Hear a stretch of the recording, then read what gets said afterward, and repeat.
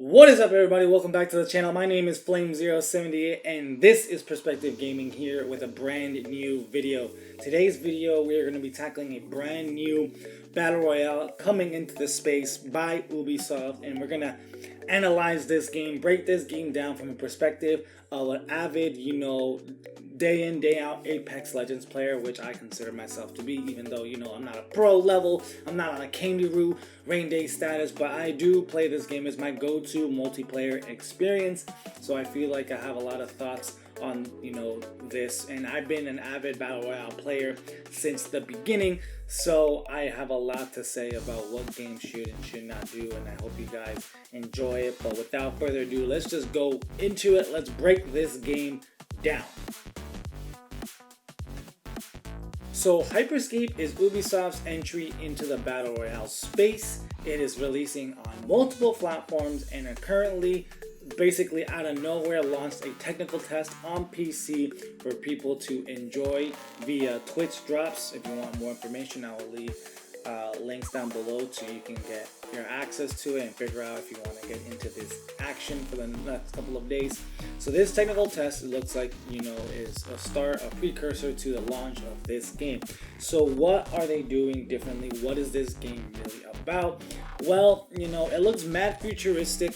It's their take on, the Battle Royale, but, it's not legend based. They call their, characters champions, but they're not tied to any special abilities. In fact, the special abilities are, pickups, right? In terms of gun selection, we have, some snipers, pistols, assault rifles, grenade launchers, very interesting weapons, but it's not a wide selection, so it's not overwhelming or daunting to do. But one of the things before we get into the actual gameplay and breaking down what a match looks like, one thing I do want to praise the game for right now is it looks like it's intent on either being crossplay ready or crossplay enabled at launch. And the reason I'm saying this is because if you go to the FAQ of Hyperscape, you'll notice that, there is a battle pass right now for the people on the technical test. And one of the questions is, since it's on PC, if I switch to a different console, do the stuff I earned transfer over? And the answer is yes. And to me, that is a very good sign and something that Apex Legends should have been able to do at launch, but didn't. And I always nag it. I know we're getting it down the fall, I get it, but at the end of the day, I will praise things where they need to be praised, and Ubisoft has the framework to at least allow this functionality. Now, why is it important? Why is cross save and the ability to maybe have crossplay down in the future? Well, again, it's a free-to-play game and it's a multiplayer game, right? I believe anything that is a multi-platform game should have crossplay right off the bat, and that every company should focus on it. That is the future of gaming. That's where we need to be. This whole segregation of systems has gone far too long, and I'm a big supporter of allowing big pools of gamers and allow you to game with anyone regardless of the platform they choose to play on. This is one of the best things, one of the fun things I love from, Modern Warfare, from Warzone. It's one thing that I'm extremely looking forward to for Apex Legends. This is good stuff. So right off that, that is really good, and that has nothing to do with the game. So that already gets me hyped and very interested on at least investing more time when the game actually launches, because I obviously will want to play on my PS4. But getting into the game right now, it is a technical test, so I don't get to have the full breadth, the full scope of what the game has to offer. But, we have a squad mode, which is just 3 people, just like Apex Legends. And right now, they do seem like they'll be launching with a solo mode, which is really cool. They launched that today when I logged into the technical test. So that is neat. So already 2 modes, and it looks like there's going to be a third mode. Maybe they may release it later in the technical test, or they'll launch it when the game is released. So what are these games? What is it doing differently? Let's talk about the gameplay loop, and let's really break that down of how it's different from the Battle Royales, and specifically how it differs from Apex Legends. So right off the gate, when you jump off, you're not your typical, jump off in a plane. You kind of just jump off from the edge of the map, and you have these little pods that you can control, pretty much go to end, however you want to do. And can we just talk about and break down, it's one of the most simple kind of interfaces of a gameplay loop of what you need to do in order to get ready. So you have your abilities, and then you have your guns, and then that's it. You don't have to worry about armor. You don't even have to worry about getting meds. There's a healing ability in the game, but you don't have to worry. Just like in Call of Duty, if you run away and don't take damage for a long period of time, you will auto heal. And if you have the ability to heal, then obviously then you'll get to use that. So that already makes this experience very casual, which I think is a very good strategic thing to position this game as, because you want to be able to attract as many players as possible. Not everyone is about the high-paced management of Apex Legends, PUBG, or the building of Fortnite. Not a lot of people are into that stuff. So if you break down these elements that are kind of tedious in the other games, you give yourself a unique position, and that's what HyperScape is really doing here.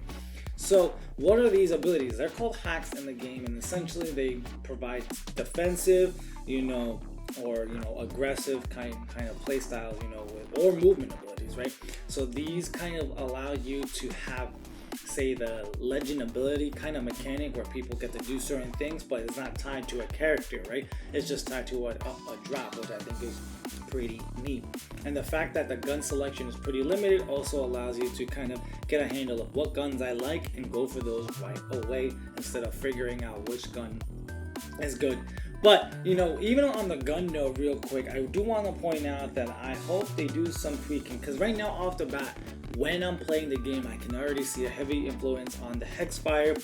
The light machine guns type gun seems to be like the go-to gun, just shredding everything, and I'm not sure if that's going to be fun long term, but it is a concern that I have, that basically certain guns are way better than others, and if you want to succeed, you need to pick up those guns.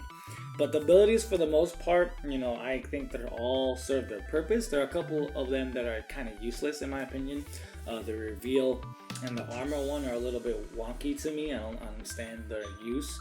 But the wall, building walls, teleport, the slam, the mine, those are all cool hacks that actually can affect the way and help you play the way you want to play. The movement of the game is very nice, very reminiscent of Apex Legends. There's no fall damage. I'm so used to like sliding in Apex Legends that I kind of was doing that a lot in here, and I noticed that it was helping me a lot. Right, so that transition of coming from playing from Apex Legends to this was actually very smooth. However, the gunplay is actually dramatically different than Apex Legends, and that is taking some time for me to get used to, because the aiming, the sensitivity, the way you kind of have to hit the characters is actually a lot harder than Apex Legends. Everyone's moving around, and it's hard to keep focus on your target, which is actually kind of fun. It's a breath of fresh air. It's a challenging in that way, where in Apex Legends, I feel like I'm working on understanding my rotations, my positioning, right? Like a little bit of my movement here and there. My gunplay is already pretty solid, because the gunplay is just standard FPS. Here, like the challenge and the fun is the FPS is not standard. It's a little bit different. It's unique in that way. So that is fun in that regard, and it's a little fun thing to kind of work at and improve, in my opinion. So with that, that's kind of your go-to. The circle mechanic is also pretty unique and different as well. You do not have a standard circle enclosing. You have random parts of the map, which call it sectors or sections, that go away as the match progresses. So it's very interesting. Like, you could be in the middle of the map thinking you're safe, and all of a sudden your sector might be totally gone. So this allows for this unique way of like, I'm not technically always safe, and you cannot always predict where you're going to be, which is something that with battle royales that have a circle mechanic kind of tend to do. If you understand how the circle shrinks, then you'll be able to position yourself in camp. Here, it's very unlikely that you might be able to do that, because it feels very random, and it doesn't always be a consistent pattern, which is really cool. And to win the game, it's your standard. You could survive, kill everyone, or if you get to the final couple of people, you have the ability to have a showdown, which you fight for the crown. Whoever holds it the longest wins. So it gives you a couple of different ways to win the game, which is very important for different play styles. A lot of people like to be aggro and want to kill everyone in the lobby, but the people who like to camp, like to position, like to be passive, right? They have now an opportunity to win just as much as those aggro players, because they can focus on, like, all right, we'll hold out to the end and then we'll just shoot for trying to get the crown. And, you know, maybe that will fit for those players and give them a good chance. I think that is actually pretty neat. Another thing that's really cool, and something I praised Warzone when they released, is just the ability of being active throughout the match no matter what. One thing that Apex Legends and similar Battle Royale titles is dying is kind of like, oh god, what do I do now? You have to wait for your teammates. It's not an active experience. It's not an active experience for your teammates, because they have to go out of their way to respawn you. You know, in Warzone they eliminated this because your teammates, if you didn't have cash, would have to play the game to get cash, and you as a player who died have one chance to be able to come back with the gulag system. What does Hyper Scape do here? Well, when you die, you can come back as many times as possible. So what's really cool is when a player dies, they drop kind of like this beacon where other dead players can come and revive. So what happens when you die, you become this like shadow form thing. You can't interact with anyone or anything, but if you're using a headset or just use the ping system, you can communicate to your alive teammates where people are, what they're doing, and allow, basically be engaging and guide your players, your teammates, to safety or to a beacon. And that creates this engagement level that is very unique and very different than the other titles that I just mentioned. And I think that's going to really put this game in its own league, because that is just fun. Being able to just run around thinking that you can come back just when things cool down, it gives a lot of options to the player, right? Because the live teammates can, camp it out, wait until some deaths, get the beacon, or they can be aggro, try to push some kills, and then use those beacons to get your teammates back. That is really cool, and there's no limit of, obviously, until the end. There's this infinite kind of respawn feel to it, which is just really an illusion, because at the end of the day, like, you may not be able to get back because those beacons might be out of zone or whatnot. But that is a really unique feeling that Apex Legends doesn't have and other games don't have, for sure. So I think that is actually a really cool one, really sets this game apart. And overall, like, I think the game is fun. It's super arcadey. I resonate it a lot with the movement. I think it resonates with me coming from Apex Legends, so I can see myself jumping between games very easily. The only thing that really kind of trips me up is the gunplay, but like I mentioned earlier, I think that it's a fun challenge in its own right, so I don't think that's a negative for this game. And with it being free to play, and with it, being from UbiSoft, I am, obviously, kind of concerned.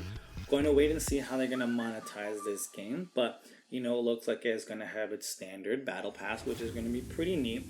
As long as things are balanced and there's a good ratio of playing the game and paying for stuff, that is kind of what I look for in the Battle Royale space, or any free-to-play game, or any game in general. Like, I want to be able to experience the game and get stuff.